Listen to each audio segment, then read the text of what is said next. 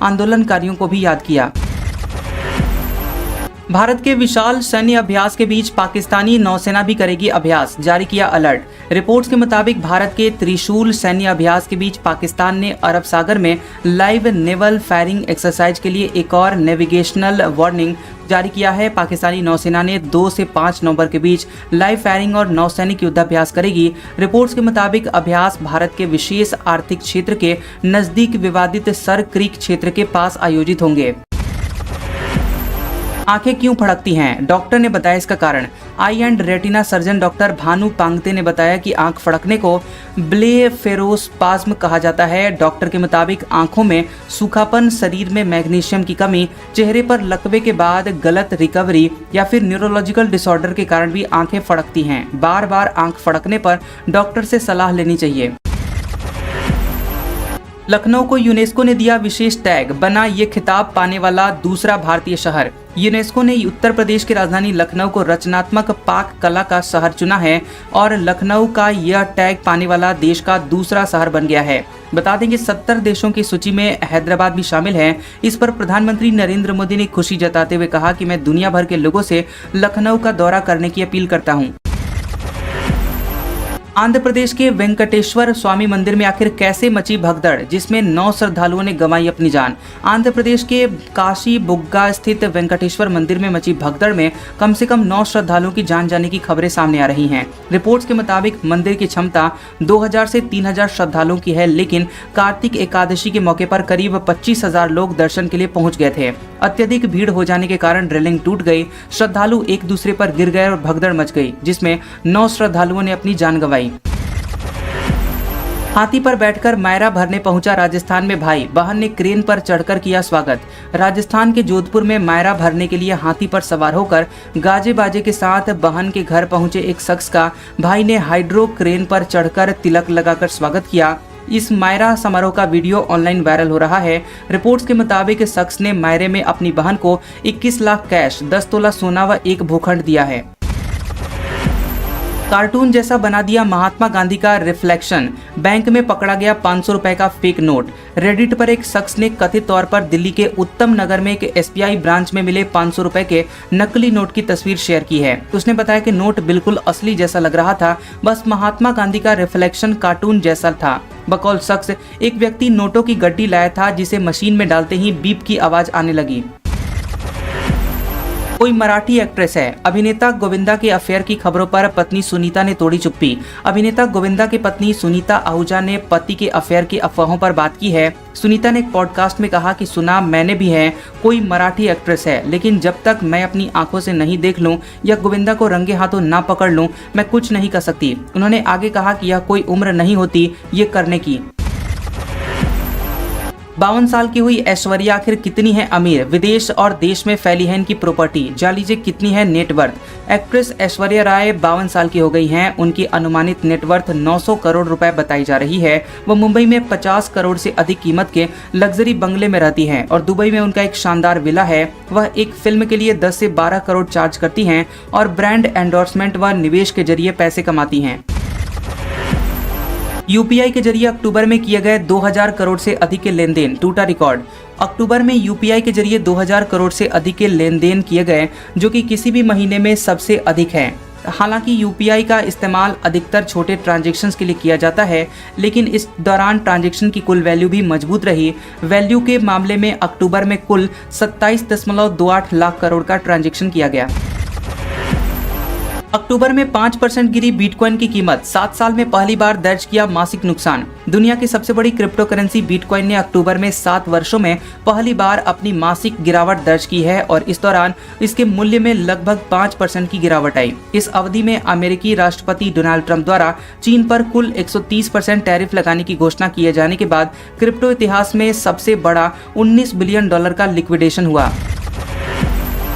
100 kilo सोने का toilet America बनाने वाले आर्टिस्ट ने बताया इसके पीछे का संदेश। न्यूयॉर्क में नीलामी के लिए रखी जाने वाली 100 किलो से अधिक सोने से बनी हुई टॉयलेट सीट अमेरिका को बनाने वाले इटालियन आर्टिस्ट मॉरिजियो केतेलान का कहना है कि ये कलाकृति अमीरों के अत्यधिक धन पर व्यंग्य है। केतेलान का कहना है कि आप चाहे कुछ भी खाएं, $200 का लंच या $2 का हॉट डॉग, टॉयलेट में सबका रिजल्ट एक ही होता है।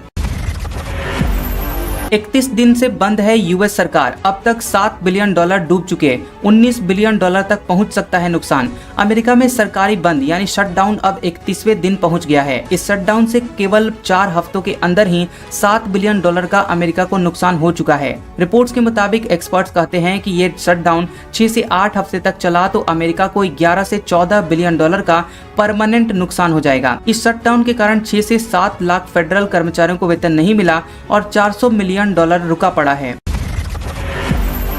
3 महीने की बिकवाली के बाद अक्टूबर में एफपीआईज ने किया 14,610 करोड़ रुपए का निवेश। विदेशी संस्थागत निवेशकों यानी एफपीआईज ने अक्टूबर में भारतीय इक्विटी बाजार में 14,610 करोड़ रुपए का नेट निवेश किया है, जिससे 3 महीने की लगातार बिकवाली का सिलसिला खत्म हुआ है। विश्लेषकों के मुताबिक मजबूत आर्थिक विकास, स्थिर मैक्रो संकेतक और बेहतर कॉरपोरेट नतीजों ने विदेशी निवेशकों का विश्वास बढ़ाया है। हालांकि वैश्विक ब्याज दरों और भू राजनीतिक तनाव को लेकर सतर्कता बनी हुई है।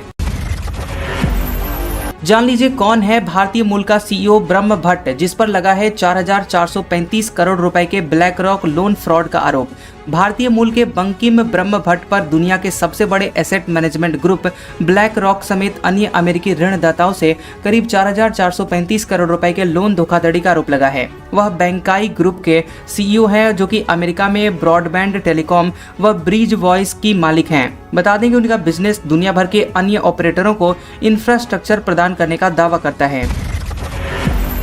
अत्यंत गरीबी से मुक्त हुआ देश का ये राज्य केरल। केरल के मुख्यमंत्री पिनराई विजयन ने बताया कि केरल ने चरम गरीबी को समाप्त कर दिया है। उन्होंने विधानसभा के विशेष सत्र में दावा किया कि केरल ऐसा करने वाला देश का पहला राज्य है। 2021 में शुरू चरम गरीबी उन्मूलन योजना के तहत राज्य सरकार ने 64,006 परिवारों को अत्यंत गरीब के रूप में चिन्हित किया था।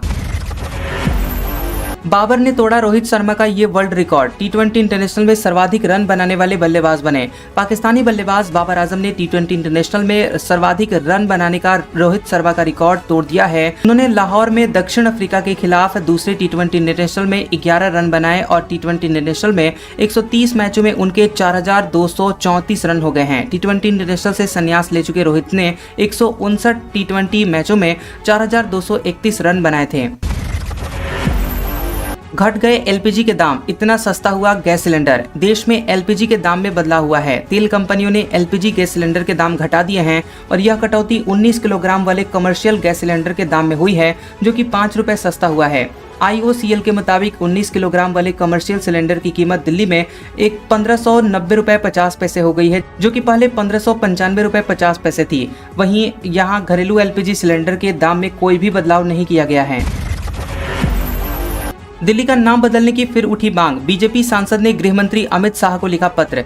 चांदनी चौक से बीजेपी सांसद प्रवीण खंडेलवाल ने केंद्रीय गृह मंत्री अमित शाह को पत्र लिखकर दिल्ली का नाम बदलकर इंद्रप्रस्थ करने का सुझाव दिया है। बकौल खंडेलवाल, दिल्ली नाम मुगल काल से जुड़ा हुआ है, जबकि इसका प्राचीन नाम इंद्रप्रस्थ है। इससे पहले पूर्व केंद्रीय मंत्री विजय गोयल ने भी दिल्ली को दिल्ली करने की मांग उठाई थी। एयरपोर्ट पर खत्म हुई मुफ्त व्हीलचेयर की सुविधा। DGCA ने बदले नियम, एयरलाइंस वसूलेंगी अब चार्ज। नागरिक उड्डयन महानिदेशालय DGCA ने एयरपोर्ट्स पर व्हीलचेयर सेवाओं के दुरुपयोग को रोकने के लिए नए नियम लागू किए हैं। नए नियमों के मुताबिक एयरलाइंस अब उन यात्रियों से शुल्क ले सकेंगी जो कि चलने फिरने में सक्षम होते हुए भी व्हीलचेयर बुक कर लेते हैं। हालांकि विकलांगता, बुजुर्ग और वाकई जरूरतमंद यात्रियों के लिए यह सेवा पहले की तरह मुफ्त रहेगी। महंगाई पर लोगों की राय जानने के लिए लॉन्च किए गए 3 सर्वे। जान लीजिए क्यों अहम होगी इसकी रिपोर्ट। RBI ने अर्थव्यवस्था, महंगाई पर आम जनता की राय जानने के लिए 3 अहम सर्वे लॉन्च किए हैं, जिनका मकसद लोगों की राय, उम्मीदें और खर्च करने के तरीके की जानकारी जुटाना है। इनमें inflation expectation survey of households, urban consumer confidence survey व रूरल कंज्यूमर कॉन्फिडेंस सर्वे शामिल हैं। बकौल RBI इनके नतीजे मौद्रिक नीति समिति को जरूरी इनपुट प्रदान करेंगे। जानलेवा चोट के चलते सिडनी में भर्ती हुए श्रेयस अय्यर को अस्पताल से मिली छुट्टी। बीसीसीआई ने जानलेवा स्प्लीन लैसरेशन इंजरी के कारण सिडनी के अस्पताल में भर्ती रहे भारतीय क्रिकेटर श्रेयस अय्यर की हेल्थ अपडेट जारी की है। बीसीसीआई ने कहा कि उन्हें इंजरी के चलते इंटरनल ब्लीडिंग हुई, चोट की तुरंत पहचान कर उचित इलाज किया गया। अब उनकी हालत स्थिर है और वह रिकवर हो रहे हैं। शनिवार से अस्पताल से डिस्चार्ज हो गए हैं। दांत से नाक काट लेता है। यूपी में नककट्टे के आतंक से परेशान ग्रामीण पहुंचे डीएम के पास। यूपी के कानपुर में शुक्रवार को जनता दरबार में पहुंचे गुमानी पूर्वा के कुछ ग्रामीणों ने जिलाधिकारी जितेंद्र प्रताप सिंह से शिकायत की है कि उनके गांव का एक शख्स आए दिन झगड़ा कर लोगों की नाक काट लेता है। बकौल ग्रामीण, उसके दांत चूहे जैसे पहने हैं और नाक बचाओ तो अंगूठा कान काट लेता है। डीएसपी को जांच के निर्देश दिए गए हैं।